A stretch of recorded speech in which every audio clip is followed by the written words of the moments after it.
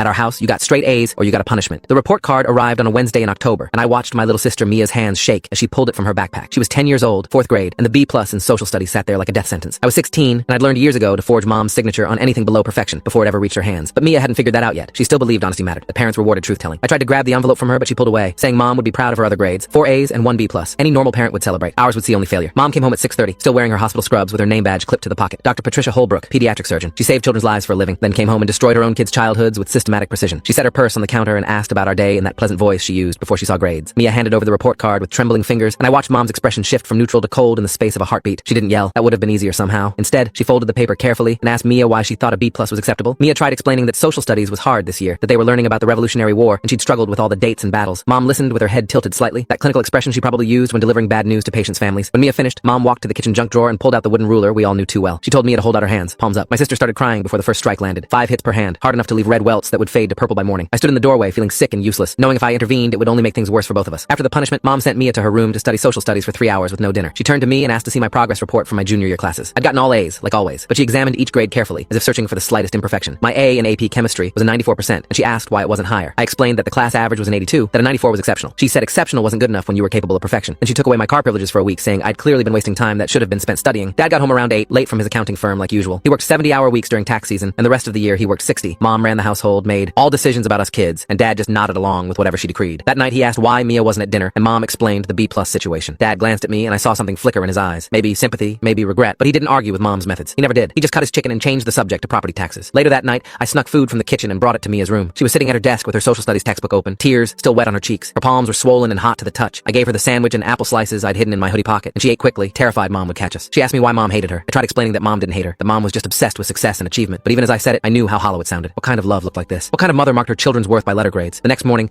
Mia could barely hold her pencil. Her teacher, Ms. Lawson, noticed and asked what happened. Mia lied, saying she'd fallen off her bike and caught herself with her hands. I know because Mia told me later, crying in my room about how the lies were piling up. Ms. Lawson accepted the explanation, but made a note in her planner. I saw it when I picked Mia up from school that day, the way the teacher watched us leave with concern in her expression. But she didn't call anyone or file a report. Teachers never wanted to believe that Dr. Holbrook, respected surgeon and PTA volunteer, could hurt her own kids. Our house operated on a system of absolute academic tyranny disguised as high expectations. Mom had charts on the refrigerator tracking our grades, our test scores, our class rankings. She'd mapped out our entire educational trajectories before we'd even started elementary school. I would go to MIT or Stanford for engineering. Mia would follow Mom into medicine, probably pediatrics, continuing the family legacy. Our younger brother Oliver, who was 7, would do something equally impressive, though Mom hadn't decided what yet. None of us had been consulted about these plans. Our dreams, our interests, our actual talents didn't matter. Only the grades mattered. Only the achievements that looked good on college applications. The punishments escalated with age and grade level. When I was Mia's age, a B meant being grounded for a week and losing screen time. By middle school, B's meant physical punishment and academic boot camp, which involved studying from the moment I got home until bedtime with no breaks except bathroom and dinner. High school had added new layers. That's when the story took a dark turn. Full story is linked below or on my channel.